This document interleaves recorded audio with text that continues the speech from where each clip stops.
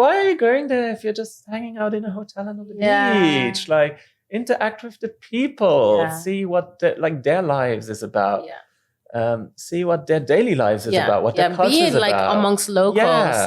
Like be there and open yourself up to be uncomfortable and to be and to learn. People don't want to do that. I know, but I don't care what they want or not want. If they're with me and listening to me, they are forced to do that. So it was very much about that. And when I look at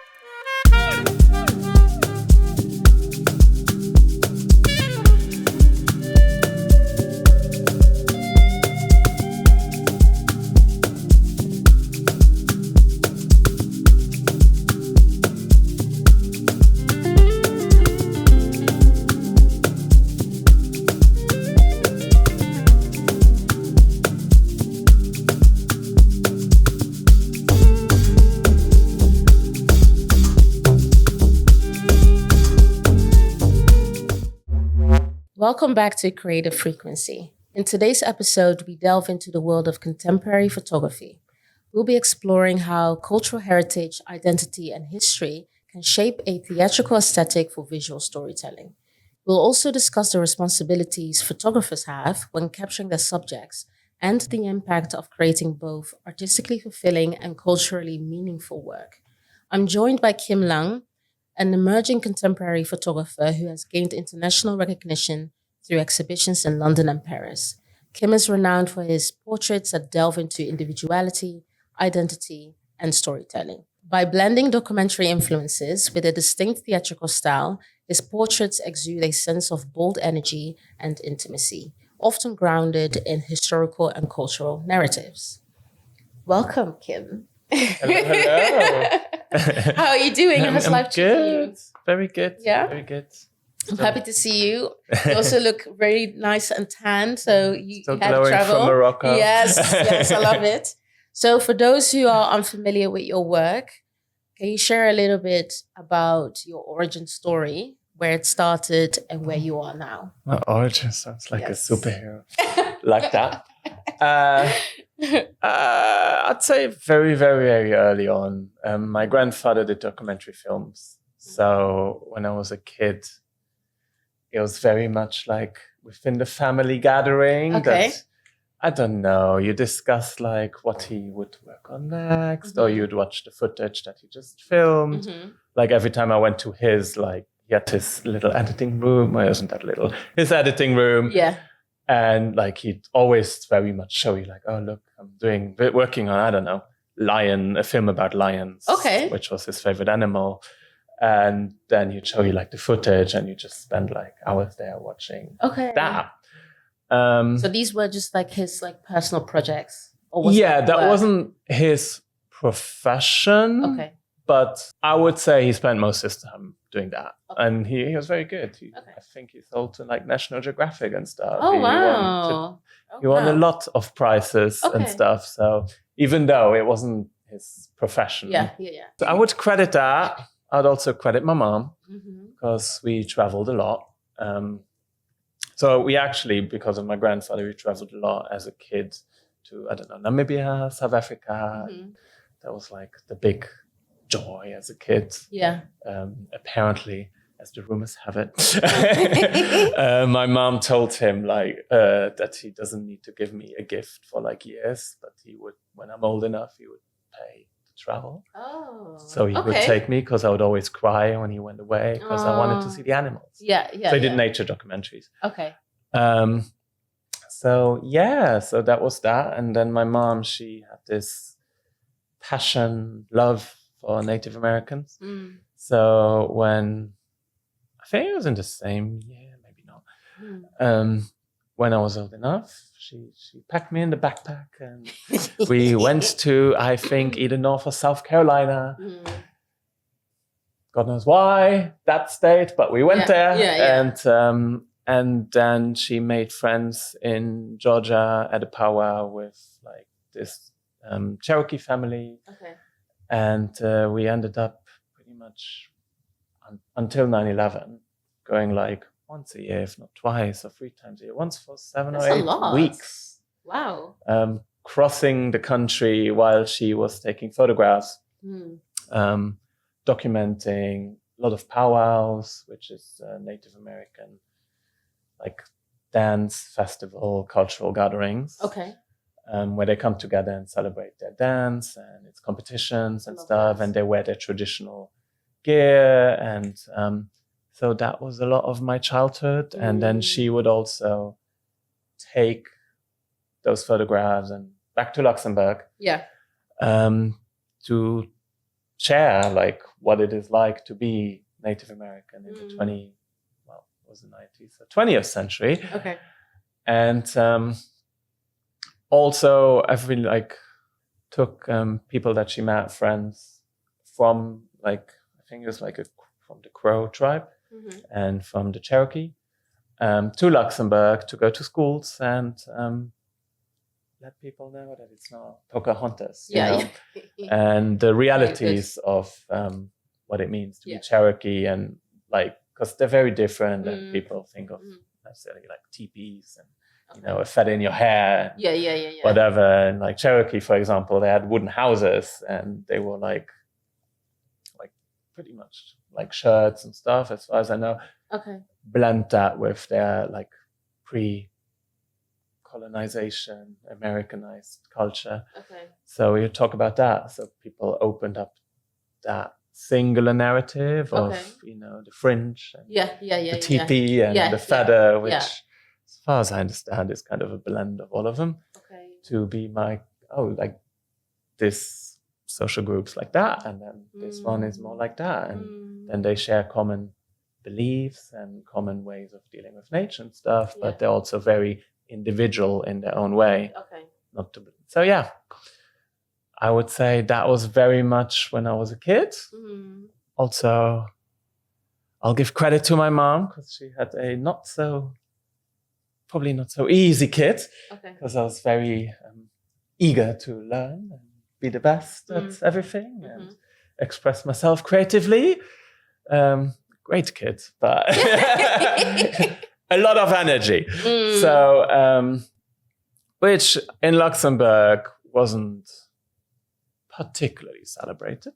Oh, really? It's not that kind of place. Okay. They're very good at other things, but that's not one of them. Okay. So my mom did a really good job in creating spaces specifically for me, so I could express myself. And that's really good.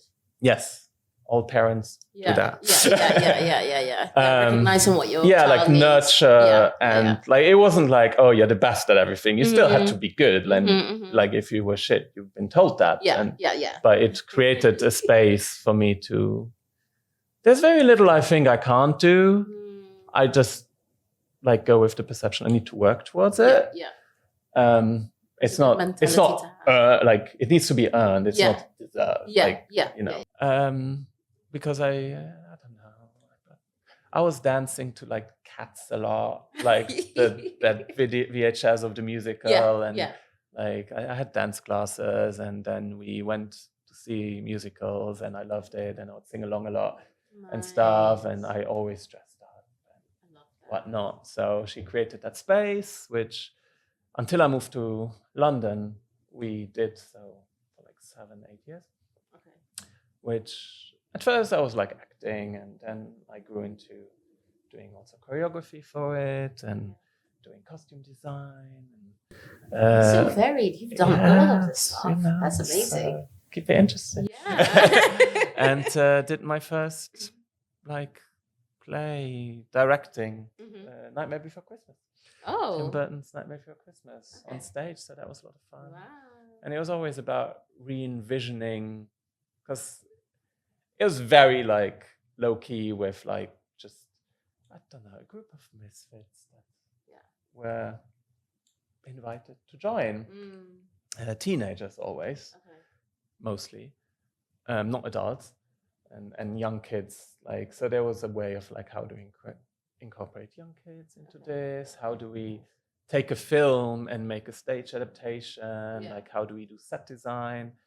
So we tell that story, but limited to stage, or like even when we did like bigger ones, I don't know, like France, Germany, Paris had this like Romeo and Juliet musical, and we did an adaptation of that. But obviously, they had gigantic budget, but still, you know, I'm like, okay, how are we reducing this, but still not make it look budget? Yeah. Like, I want to, you know.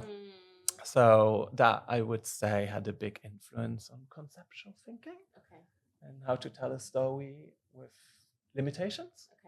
So, yeah, I'd name those three. Okay. So fast forward to now, because you're now a full-time contemporary photographer. Where did that specific journey start?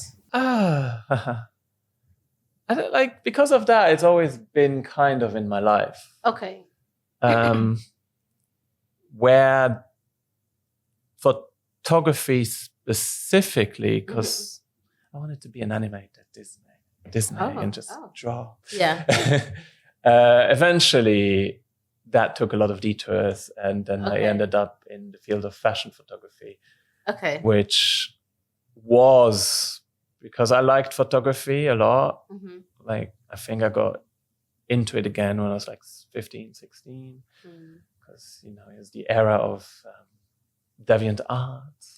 And I was really into Photoshop. And then eventually, like, Google Images didn't do it anymore. So I wanted to create my own photographs that I can then manipulate. But I didn't want to do it for work because, again, back home, that was very much like you do weddings, portraits, that. And I don't want to do that. Until Germany's Next Top Model came around. It's still running. They're not putting that to the grave. Yeah, they're not putting that to the grave. Oh, wow. Heidi Klum's hustling. But that, like, opened that world to me. Okay.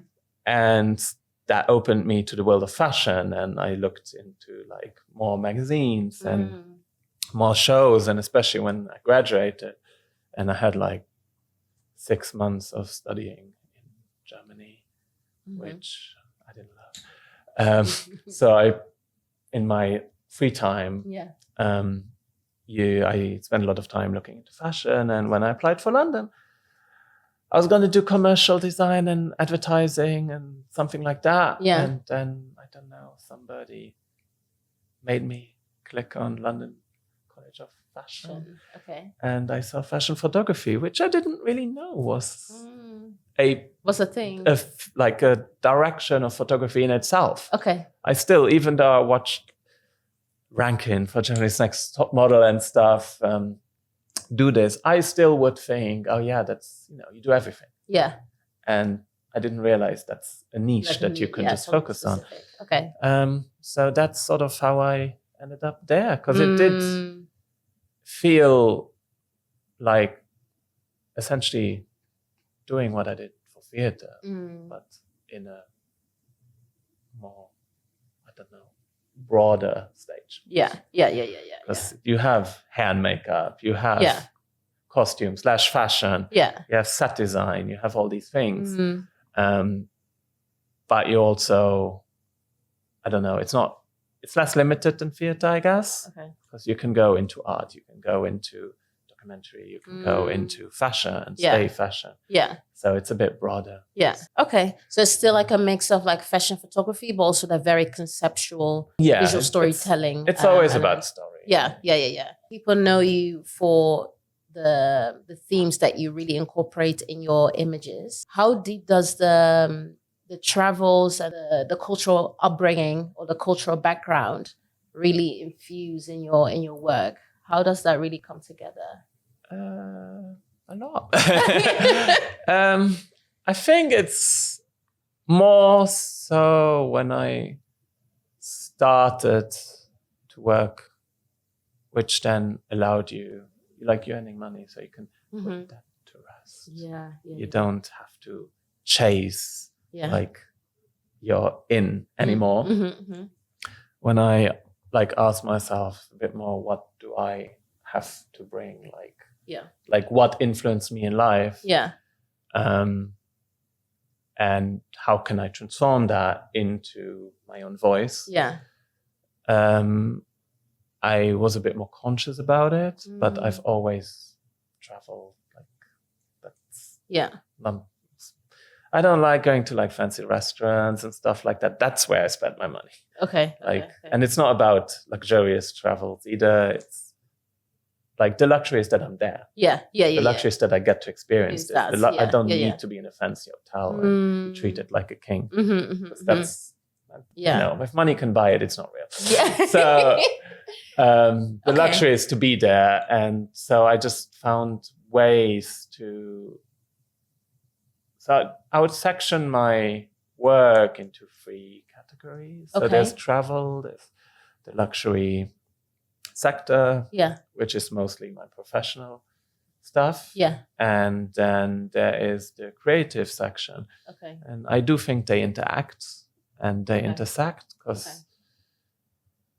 So for example, when I travel, I document a lot and I always feel like I have to document everything. But then I like to take that home and let it sit. And like I went back to Cape Verde last year to work on a personal project a little bit more. And I was really fascinated by how the sunset strips people of details. And it just creates... On the ocean. It just creates these like black silhouette against like the clear colors of the ocean that reflect the sky. So I really loved that aesthetics because it became more clear, it became more true, like less of detail and stuff. And then when I came back, I worked on these images, I published them on Photo Vogue and stuff, and worked them into exhibitions and stuff. But I also started last year specifically to revisit how I used to shoot a lot. So I used those images as an inspiration where I painted the backdrop into the colors of like a sunset. And then got a friend and collaborator and like really painted her like black. So it just became a silhouette and worked that. And then we had my friend's brand who does a lot of like pearl jewelry. And so the theme of the sea. And shoot that jewelry, but with that sort of reference in mind. So it was really just this woman kind of dancing, and she was kind of just a silhouette. And then we glued like pearls all over her. Beautiful. And I was sewing pearls into her hair. It's a full 11 hours. Losing my voice. That's beautiful. Because I feel like because of the travels and the experiences that you have with locals, but also just with nature, then informs how you use that to create striking imagery and to tell a story, to tell a narrative. So I really love that. So trying to be like a self-fueling machine. So I go out, I learn about things. I document them. I use that work to tell the truth.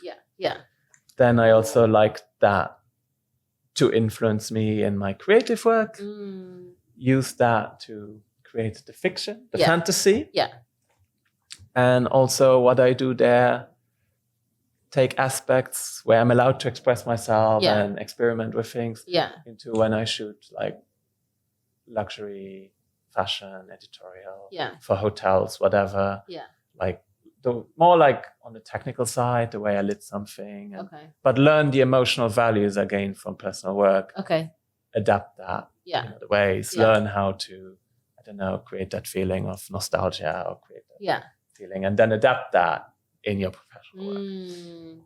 I love this because this is then your go-to like process in terms of your creative process for most of the work that you do, or does that it varies also. Like if it's for, because I can't always apply things, so there's also a lot of like, especially when I do like luxury work, there's a lot of like art history. I like to go to galleries and stuff. So for that, in terms of how I like to light it, I look a lot more at like historical paintings. Because they, especially like Caravaggio and stuff, they're very good at creating a dramatical realistic but very dramatical scenery. Okay. So I also apply that. It's not just travel and stuff. There's also other, I'm big sucker for pop culture and always music. Music's very important. Okay. Visuals for music as much as like I'm always listening to music. Yeah. More than anything. Okay. Spotify Wrapped proofs. Okay, no, that makes sense. I guess also because you mentioned about like capturing the truth, but I do think it's really interesting if what the responsibility would be or is of a photographer.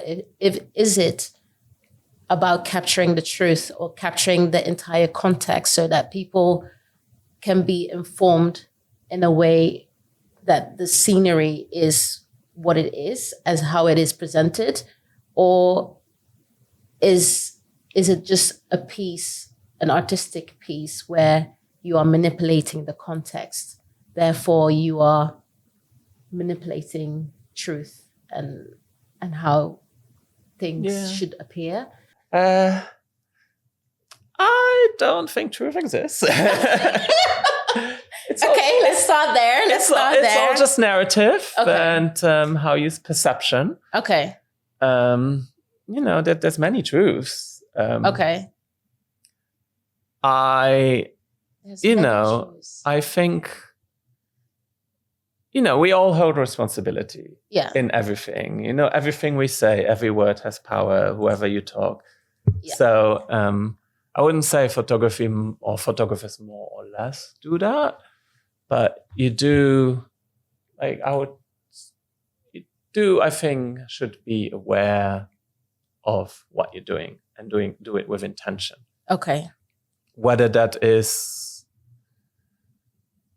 like whatever story you're trying to tell, you should do it with intention, especially like with travel stuff, especially where and how I like to travel. Like if you're out there and you want to do like, I don't know, go to a poorer area and you feel like, I need to captivate the truth and document that. Yeah. Where's the place that you're coming from? Okay. And why are you doing that? If you're having a good, valid reason to do that, and the story you're trying to paint, then that's fair on you. But if you're just doing it because you want to because it's like shock value and whatever, then personally, each to everyone to their own. But personally, I don't think you should do that. Okay. Because you probably don't have enough knowledge of the story you share. Okay. And it just becomes a bit of like poverty porn. Interesting. Which is very effective. Yeah. People love that. Yeah. But I don't think it's very ethical. Okay. But that is down to you. Yeah. Like where that's very individual. Like where your morals stand. Exactly. I like to sleep at night and I like to look myself in the mirror and like the person I see. Yeah. So for me, it's always emotional what I try to do. I don't try to tell like the truthful story of something. I just tell my experience and how I perceived things. Okay. And I like to always, whether something is sad or whatever, celebrate it because it's a celebration of life. Yeah. I'd like to think my work in general is a celebration of life in all its shapes and forms. Okay. And just see that beauty of life itself. So if it's something sad, celebrate that you are here to feel that sadness, If it's something positive, celebrate the positivity. Okay. I approach it with a celebrational aspect. Okay.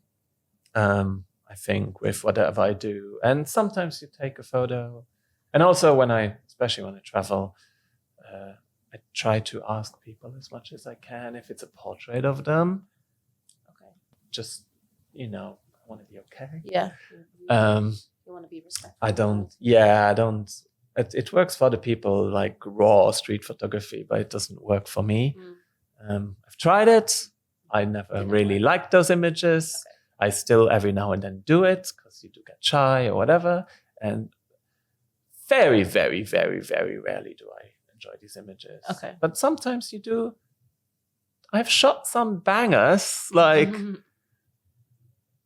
but no one ever saw those because, like, maybe it was like a homeless guy in front of like this, like I did that in Florida, this homeless guy in front of this mural. Yeah. This beautiful mural of these 3 women, and he was just in front of there. It looked very religious, very beautiful.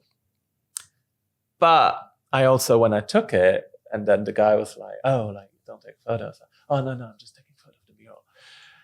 Okay. It tainted it with an ugly thing, and now I'm like not comfortable sharing that. As nice a photo as it is, and also like asking myself, why am I shooting that homeless guy? And I didn't have the answers to that, particularly. So I feel like it shouldn't be seen. Yeah. Okay. So that's where my own like morals come into that. Yeah. It's down to each and everyone. I do like to think we all hold responsibility, and the contribution I put into this world is a positive one. Yeah. That perpetuates positive perceptions of things. Okay. Not a negative one, or perpetuate a stereotype more than it needs to be.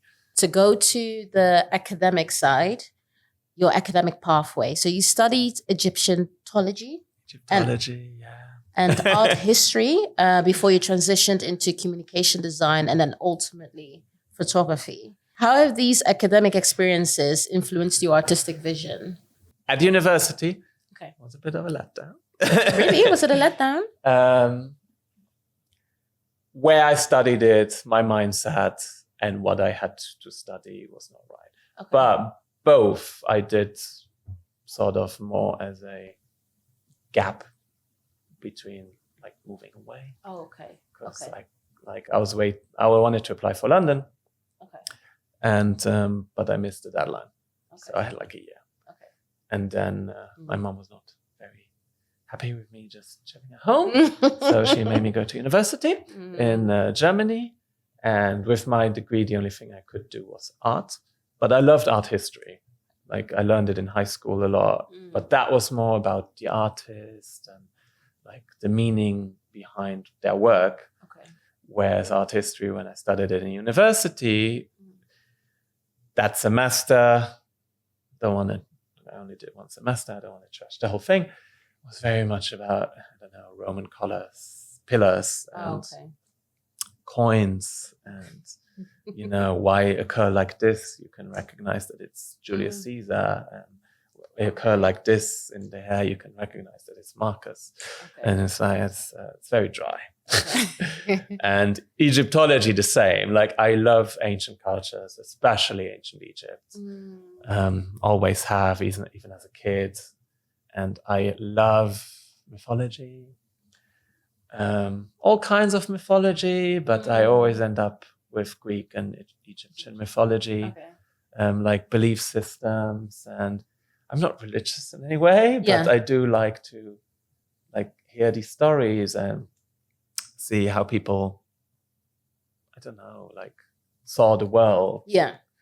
So I went into Egyptology with that and teach me about, the kings and teach me about the art behind it and how the culture worked and stuff. But I ended up learning about which fiber each papyrus roll had and the pigments they used to write, and it was very dry. So that's a shame. You had a complete different expectation. So it didn't. Those studies essentially didn't influence me that much. It just taught me. Well, it taught me more about what actually interests me about the things. So that's a good thing too. Yeah. But it didn't, and why I went into these studies, like both Egyptology and art history, they're very true to what I like, how I spend my time. I love going to galleries. I love learning about art and artists and stuff. But I would say how I learned about both in high school probably informed a lot more about how I work now than when I was in university. Communication design was more informative. It taught me a lot about myself. it taught me a lot how I like I don't care so much about what's modern and trendy. Yeah. But I always like to take something from the past and rework it. Yeah. Have that level of probably nostalgia or familiarity, but then rework it in a twist. I mean, obviously, if you do graphic design or communication design, what's the word? Composition, colors, all of that. Like like it becomes unconscious that you just always think about that. And like even when I shoot for editorial, I think of the magazine layout. Okay. Like, you know, when I shoot, I'm like, okay, this could be an opening shot. I think of it, well, let's shoot it like that. Put the focal point of the image here, not center it. So we have space for text. Okay. So there's a harmony within the image that can work with graphics, but also can work on its own. It taught me about the value of... That's really helpful for people that work with you. Then they're like, oh, amazing. I know where to place this. Yeah. And you don't just think of the image, you think also of the crop, how you need to crop it, so that it works in different contexts, and also like the value of empty space. Yeah, empty space is a luxury, and people don't like to use it. Okay, like if you think of a magazine, and you have a page that's just sky, that could have been an advertiser. That could have been so many things. Yeah. But you chose to give this empty space to sky. That's a luxury. That's money talking. you had a page which is very expensive. Yeah. And you left it for like empty space. So like that's lessons I learned from those studies. Okay. Well, fashion photography taught me, I guess, what I do now. Even though they were very particular to not look at fashion photography when you try to do fashion photography. Oh, okay. It's a lesson I enjoyed doing, but I think now I see the results of that a lot more. Okay. Because I mean, how can you contribute if you're fueling from the same machine? If that makes sense. Yeah. And like when I went to university, they were very persistent on look elsewhere, look to art photography, look to documentary, look to, I don't know, whatever it was. Don't come in with like, oh, this is the Balenciaga campaign, or this is the Versace campaign, and I want to do that because it's not interesting. A, it already has been done. B, it's done by someone else that probably did it better than you will. And what are you contributing with that? Because you're just taking something from here and moving it here. Whereas if you go outside and get your references from other places, you can actually bring something to the narrative that adds value to it. That makes sense. Yeah, that makes sense. So, yeah. I guess also speaking, well, I want to bring up your personal projects, Odyssey of Reconnection and Nations of the Atlantic. Can you share a little bit about the backstory of those two projects and reflect on like the evolution from before you started those projects and now, like what the clear difference is in how you approach these conceptual projects? So start with Odyssey of Reconnection, because Nations of the Atlantic is born from that. Okay. So Odyssey of Reconnection is exploring like my relationship with Cape Verde, which is where my father's from. Okay. And the importance of that relationship of me with my heritage from Cape Verde and stuff came later in life, I guess. Okay. When I was in my 20s, and it became more apparent that I've never explored that. Okay. And which coincided with me then also like reconnecting with my father's side of the family a lot more, which now is great. Like love them. We've healed that relationship, which is good. That's good. But it's also, I have something that for when I was younger, like the things were always there. I mean, I'm sure like to some degree, my love for ancient Egypt and stuff also comes from that, because you grew up in an environment where people don't necessarily like look like you, or they don't understand, I don't know, your hair works differently or whatever. And so you look out for answers elsewhere, which was, I don't know, Disney movies and DreamWorks movies. And you see like Egyptians. And they're like, oh, wow, that, you know, they're ambiguous. I can work there. And I don't know, like I'm always drawn to places like that. Like I'm going to Brazil this year. Nice. When I went to Colombia, I just came from Morocco. Like so nice. These kind of, you know, you have like white Europe, and then you have Black Africa. And then there's a whole bunch of places in between that kind of are caught in this African, European influenced place. So I've always had interest in that. But it was when it was very apparent, but then not to me, when I really like thought about, well, you are half Cape Verde. You've never explored. Like you've never explored. Like it just became something you knew, but I knew very little about the place. I knew very little about the culture and stuff. And when I sort of reconnected with my family, that also coincided with my dad deciding to get married in Cape Verde. So that would have been my first introduction to Cape Verde. So I went there, and even though I didn't really know what I wanted to do, it felt like something very important to me that was happening, and I wanted to document everything. So I got so many photos, and I was writing every day. I was writing a diary. I love that.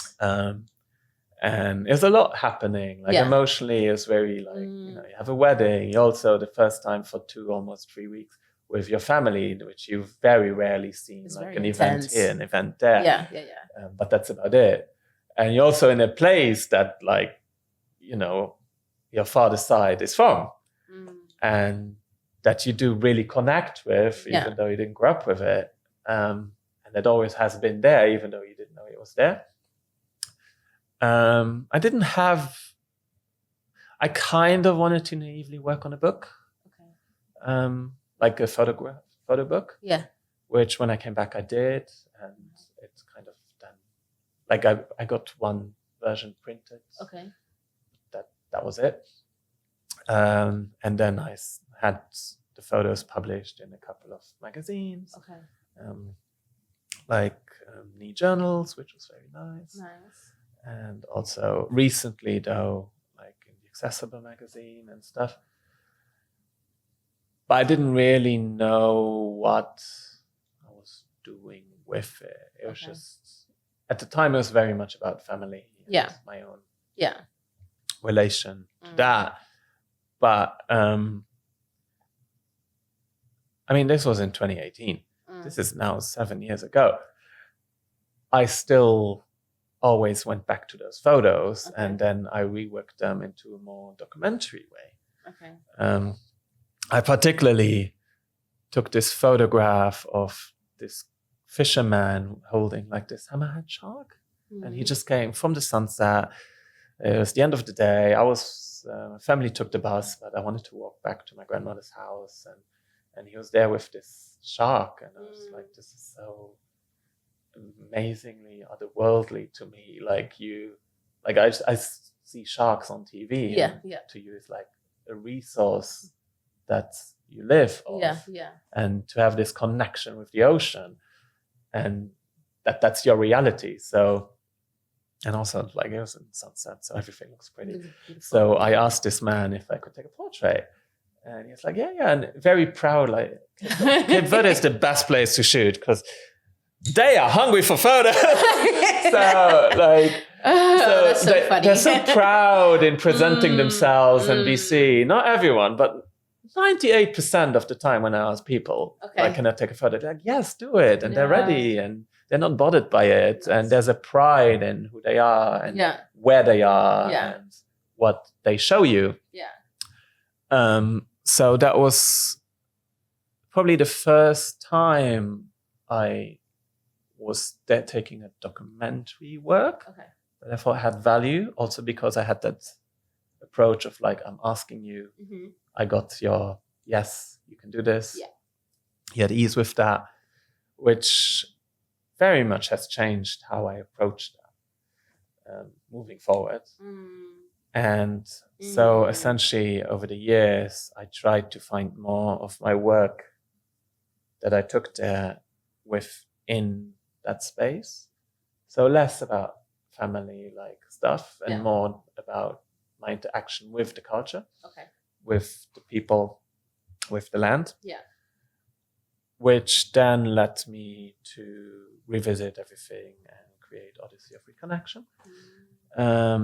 Went back to Cape Verde last year in January on a solo trip. That was also to a different island. It's 10 islands. I've seen only 3 so far. Wow. We're working on that. I didn't even know so many islands. It's 10 islands and they're all very different from each other. Wow. Like the one my family is from is mountains and it's green and it's lush and paradisey. Like it looks like, when I saw it before I went, I was like, it looks like Jurassic Park. Oh, wow. Like the mountains with palm trees and stuff. But then the one I went in January is a desert. Like it's rocks. And then they have an actual sand desert in the middle of it. Oh, wow. Like with sand dunes and stuff. Wow. That's so fascinating. Yeah. And there's one that's like it's a volcano and it's all black earth and black rocks and black sand and black beach. So they very much changed. And the one I went to, because it was also important for me then to go on my own. So I can see how I am there on my own. And I took a lot of work, but it was more conscious this time that I was working on this project. So that was, I call it the second chapter.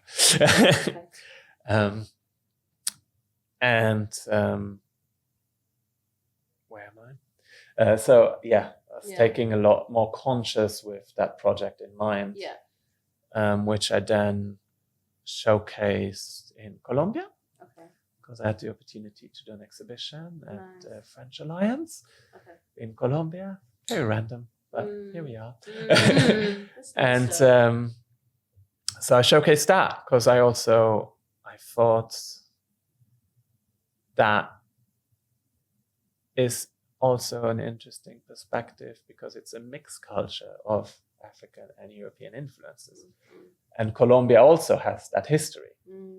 So I wanted to bring that story of an African country to Colombia to see it's like almost like a continuation of the same narrative, that there's a sharedness to it, that there's an empathy and an interest that people can have to each other and unify people rather than be like, oh my God, this is so different from that. This is so different from that. It's not. Like, no, that makes sense. You find similarities all across the world. Do you feel like you are responsible for creating more cultural awareness through your work? I want to. Okay. I mean, you're kind of doing it already. I feel like it's. I don't know. It's like I feel like a gift I got access to. So I should use it. It's also what I'm passionate about. So which makes it easier. And I'm not very good at like forcing people into like some. Like I'm like, okay, we're going to, because where we both live, it's a very Colombian and Latin American heavy area, and there's all these bars where you enter and they just speak Spanish. And it's great. And I'm very good at taking people. It's like, we're going to make you feel alien tonight. Come here. You go to this space and enjoy other people's cultures. Like I took my friend to this Brazilian bar that I love. And I'm like, we're here. We're going to have an authentic caipirinha. gonna do it authentically. Oh. And we are a stranger in this place. Yeah. And I want you to feel that in a positive way. Yeah. Because I hate when it's fed to you. Yeah. And I hate when culture is palatable to people. Yeah. Because I don't think that's how you should feel. You should be little bit uncomfortable. Yeah. At first. Yeah. And then ease into it. Mm-hmm. I think this was bad. Yeah. Because then you don't come from a position of power. Yes. So I like to use photography in that way. To come back to Nations of the Atlantic. Yeah. So that's Odyssey of Reconnection, which talks about my reconnection, I guess, with family, but also my reconnection with my heritage. And also I want to use it as a reconnection between cultures. Okay. You know. And Nations of the Atlantic was kind of taking that, what I tried to do there, and open it up to a broader dialogue. Okay. So, both I still continue to work on. Okay. But that one, I wanted to incorporate travels I did to Barbados and Cuba, and Colombia has this beautiful island, which is nowhere near Colombia. It's near Nicaragua. Oh, okay. This Caribbean island called San Andres. Oh. And which is very funny because it's very Caribbean. It's because I've seen a lot of Colombia, but it doesn't quite feel like you're in Colombia. It feels like you're in Jamaica. Okay. Which is cool. I like that, intersection of cultures. So I wanted to do something that takes what I'm doing with Cape Verde, but opens that dialogue and explores the connection with the sea these places have. Okay. And especially the places I've been to, they're all very tropical island paradises, but I hate that tourism. So for me, it's just why are you going there if you're just hanging out in a hotel and on the beach? Interact with the people, see what their lives is about. Yeah. See what their daily lives is about, what their culture is about. Amongst locals. Be there and open yourself up to be uncomfortable and to be and to learn. People don't want to do that. I know, but I don't care what they want or not want. If they're with me and listening to me, they are forced to do that. So it was very much about that. And when I look at that work, I mean, I only showed 5, my 5 strongest of that. Okay. But there's a whole, again, need to document everything. So there's a whole more to that. Yeah. It very much, it embraces the truistic aspect of it. And also it's part of the truth. Yeah. So don't shy away from it, rather point to it. Yeah. But then also showcase what's daily life like. What is the authentic, not just the English or German or American that travels there for a week and goes to the beach and oh my god, amazing, drink out of a coconut. Yeah. But what is it like when you rely on that? What is it like when you rely on the ocean? Cape Verde fishing is important. There's very little animals there. There's very little. The earth doesn't necessarily allow agriculture. Parts of it is desert. There's a lack of fresh water. Okay. So the ocean becomes your primary source. And how does that look like? Yeah. What is that relationship like? Barbados has this big culture for horse racing. Okay. And that's beautiful. And that's one thing. But then that created this magical thing that you can go every day during the sunrise, where the horse owners, they take their horses to the sea and let the horse into the sea for a swim, to cool down, to wash it. And it's this beautiful relationship between men and their horses in the sea.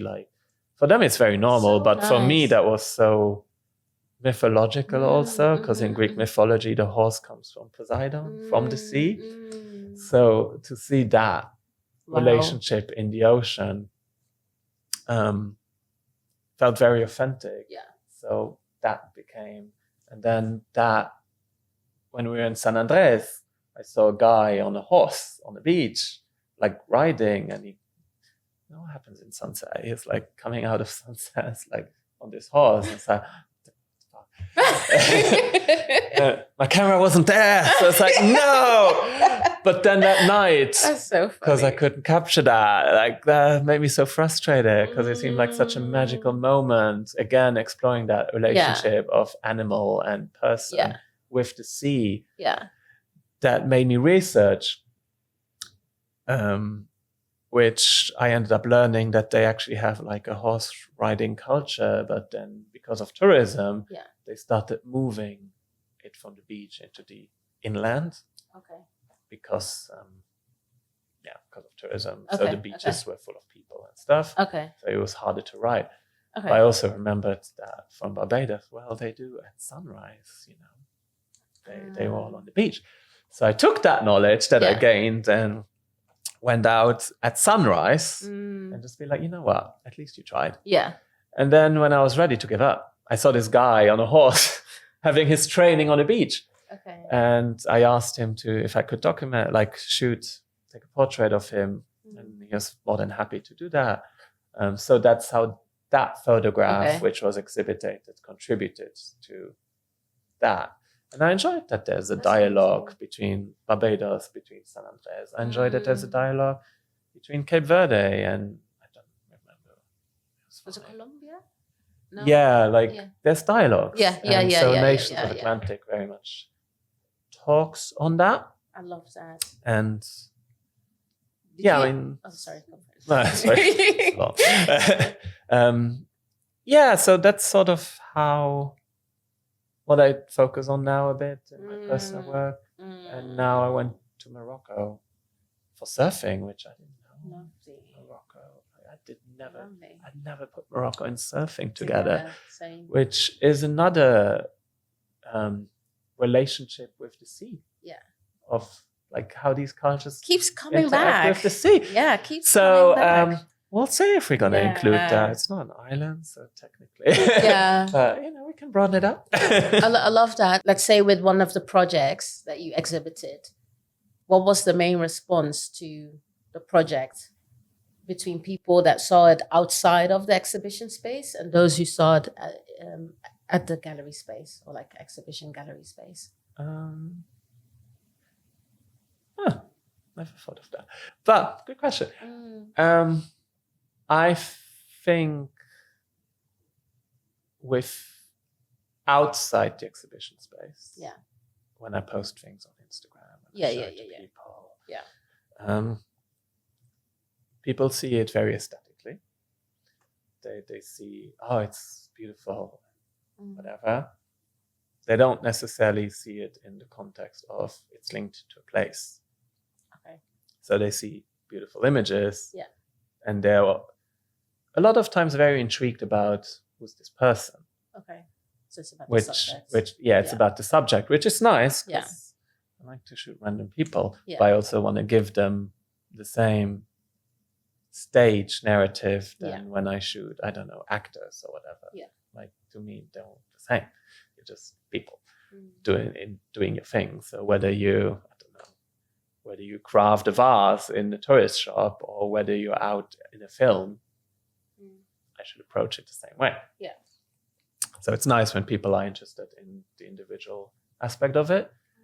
When I showed it in a gallery in Colombia, it wasn't just one photo or like 2-3 photos. So people were more interested in the place, in the narrative of the place, and how they related to that. But also it's very nice to see what they would see in it without me even talking about it, because a lot was like, oh my God, that looks like the Pacific coast of Colombia. And oh my God, this reminds me so much of the feeling of Brazil and stuff like that. So they were really more taking it in as a whole, like the whole commentary on a place and that culture. Whereas I think when I post on Instagram and stuff, it becomes more about that singular photo or that individual. Yeah, the individual aspect of the photos. Okay, that makes sense. It's really interesting because that also reveals what people value and then it's kind of projected onto your work, and then they pick out the things that matter to them.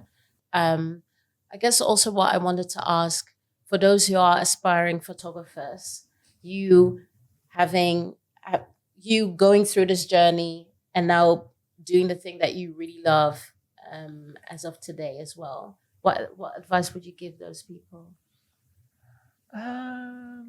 Like, always remember why you wanted to do it. Okay. Because I do think that it hasn't for me, but I see it in people that they kind of, well, first of all, realize why you want to do it. Okay. Like, find out why you want to do something, why you're drawn to something. Yeah. Then I would say always work yourself to exhaustion. Really? Do that. Oh, wow. Go out. Do everything. Okay. Do everything to the max of you, especially when you're young, because you're not having that energy when you're older. Yeah. And you will have to do that at some point if you're serious about it. So do it at the beginning. Do everything. Say yes to everything. Try it all out until you realize, what do you enjoy? What do you not? Sometimes you'll be surprised. And why you enjoy that. And the more you do in the beginning, the less you have to do later. Okay. So it's great. Yeah. So yeah, I am a big advocate for work yourself to exhaustion. Don't burn out. Yeah. But do the most. And also, if you can't do that, then it may not be worth pursuing that because you will always have to give. Yeah. You know, it's nice to have a paid job. Yeah. It's nice to be asked to shoot a campaign. But you can only show up to that job if you have the experience that you gained in your free time. Yeah. So if you've worked yourself to exhaustion and you've done everything like 100 times, it's very easy to do that campaign because you've done the work before. You've done it 1,000 times. You know what works. You know what works for the brief. You know what the client wants. You know the freedom of where lies the freedom of what you can bring to it. And I don't like to be stressed. Okay. So I'd rather stress myself out and then show up on the job and be relaxed and do it with ease than having to be existential and doubt myself with every shot that I take. Is it good enough? Oh, I'm not sure. Yeah. Have we got it? I'm not sure. Yeah. So do work yourself to exhaustion. Okay. In a healthy way. In moderation. Yes, in moderation. And work with what you got. Okay. Like, technology does not make a good photograph. Money does not make. You got an iPhone. Use your iPhone. Use that. Yeah. You want to do something, just do it. Yeah. Use your friend that you're comfortable with shooting. Yeah. Use, I don't know, your family, like people that make you feel comfortable. Yeah. Just use the resources that you have. Yeah, use the resources that you have because they are most times more than enough. Yeah. They don't necessarily give you access to things, but they are more than enough to start off. Okay. What is your biggest challenge, or what was your biggest challenge throughout your journey that you've overcome? There's a few. Choose one. Gaining access in the first place. Access to be able to work in that field. Like, people are not. They're not welcoming. No. It depends. When I did more graphic design, it was a lot easier because people hear, "Oh, you're a designer," so they want to give you work. Yeah. For photography, you kind of have to have already done what they want you to do for them to think that you can do it. Okay. And at the same time, there's a reason why you wanted to do it, so you don't want to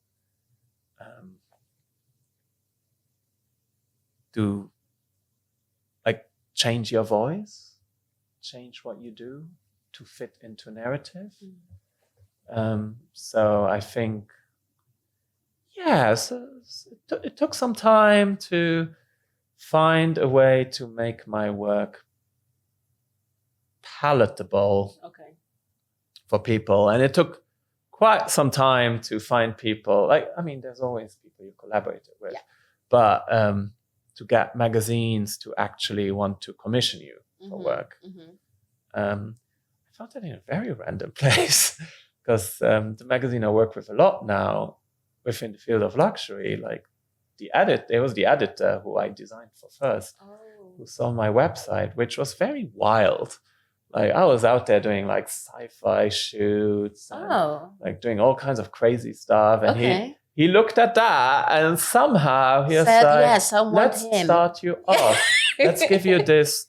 Like I love that. It wasn't like a crazy job. I was documenting. They do a lot of like tailoring, like from start to finish. So you go and check the cloth. You get it measured up. So he's documenting that. And then taking the final portrait. But, he saw the wild work and he was like, let's give that boy a chance. I guess it's like also people appreciating your style, your signature. I think that's what he then saw in your work. It took a lot of time to get there. And once that happened, like I really could work towards that more. But to get your foot into the door, that was like to get your foot into the door with things you want to do. Because I assisted on shoots and stuff, and in the era of, I don't know, when it was all about weird but saying nothing. There's an era before, like you have now Campbell Addy and Rafael Pavarotti and stuff, which is a lot more about cultural and statements. But before that, there was like an era of, I don't know, pretty girls doing this. Most times being white. And I don't know, having like some flux, hair of strand that's a bit off. So it was weird, but it was also saying nothing. It's very empty for me. For me. So I guess respect to everyone's work. If you wanted to get into the industry, make sure that you have a body of work. Make sure to say yes and do lots of different things. Do lots of different things because that creates a body of work where you realize what you're good at and what comes natural to you. And then people think things should come natural to you. And then eventually, people will reach out to you. In that process of doing a lot of things, people will see your value and they come to you. Okay. I like that. Okay. I always end with a ritual, where I ask for a quote or a piece of wisdom that they revisit in times of creative hardship or hardship in general. So what is it that you go to when you need solace? There's a lot, but there's one thing I never forgot. That was from my photography teacher in high school. So Luxembourg, we have very different school systems. So when you're 15, 16, you make a choice to go one way. I went for art. So I did 4 years where you do the languages and math and stuff, but you really focus on history of art and stuff. Therefore, we had photography. And we did this project on the train of Luxembourg, which was so boring. But I was really like, I think this is a good photo because, you're young, you don't really know what your opinion is. So I was really working towards what do people want to see and what is deemed, from what I know, in Luxembourg as a good photograph, which is it's sharp and it's, the angle and whatnot. It's very technical. I hate technical stuff. And there was this one photo that I just took of my jacket on the pillar. And I just hang it there and it was blowing in the wind. And my photography teacher was like, that one is great. The other one is crap. You're just trying to give people what they want, but it's not interesting work. And I didn't understand that. And I say, but it's about the trains and it doesn't show the train and stuff. It's like, but why did you choose that? Well, it's my jacket. It blew in the wind. It's cool. And it's like, but that's you. You brought something of yourself to this project. within the space of the narrative that you had to create. Okay. And you should always bring something of yourself to the work. Okay. And it's like, yeah, but if there's nothing like that interests me, then he said, well, you should always find the one thing that interests you, that you find interesting in whatever it is, and focus on that. Okay. And if I apply that in everything in life, so everything becomes fun. Because rather than focusing on what you think you have to do, just focus on that one element that you find interesting and put your energy into that. Amazing. And then it's fun. It's always fun. Yeah. Amazing. Thank you so much. Thank you for sharing your time with me, sharing your story. I'm really grateful to have this conversation with you. And also your work is incredibly powerful. And Thank you. It's stunning. It's visually striking. So I definitely encourage everyone to go check out his work. And please let us know, where can people find you if they want to learn more? Yeah, your Instagram handles or websites, anything? Kim Lang Studio on Instagram. Okay. Kim Lang Studio on Twitter. Oh, you still use Twitter? X. Oh, wait. Is it X? No. I meant TikTok. Oh, TikTok. TikTok. Okay. I use Twitter. I hate Twitter. I don't use it at all. I refuse to say X. Fair. That's very fair. Yeah, but I have it. Okay. Therefore, every blue moon, when I remember, I try to post something on it. So you can find him on Twitter. I don't even know what my Twitter. I think it's Mr. Pepper06. Oh wow! I'll put it in the description. Yeah. If you want me to, I'll put it in the description. But Kim Lang Studio and also kimlangstudio.com. Amazing. Perfect. Yeah, those are the ones. Okay. I'll use more. Thank you. Thank you. Thank you all for listening.